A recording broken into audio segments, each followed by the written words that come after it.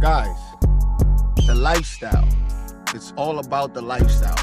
Coming from a guy who lacked discipline, who stayed high most of the time, eating munchies, McDonald's, Burger King, being overweight, having low self-esteem, just hating myself, but not really admitting it. You guys need to stop lying to yourselves. I talk to a lot of people who, most people are in the same boat. They talk a good game. They have the desire to do good and to do well, but when it comes to application, applying it and taking action, they're not really doing much. I was talking to a young guy yesterday, and he was telling me how he has all these goals and stuff, but he's been eating outside every day for the past 4 months. And I'm like, man, you need to start eating cleaner. And he's like, I have to, but I ain't got no time to cook. I'm like, hey, man, you need to cut the bullshit, man. You do have time to cook. You're just not making time to meal prep.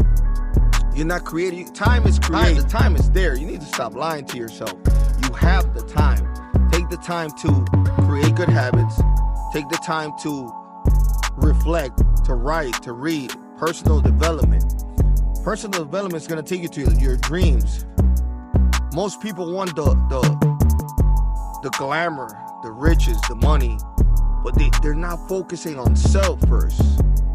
And me and my team, we're in the pursuit of a better life. We're not focused on that. We're just getting swole, enjoying the process, eating cleaner, getting bigger, getting more cut, looking better, feeling better, self-actualizing, and self-transcendence, because we're also giving to you guys, telling you to change your lifestyle, to live a better life, to get better habits, to acquire discipline, to become more a person of comprehension and understanding what you're doing. You feel me? So I'm gonna leave you guys with that. I'm gonna go get my pump. It's 4 in the morning. You know what you gotta do today. Get the fuck to work. Let's go.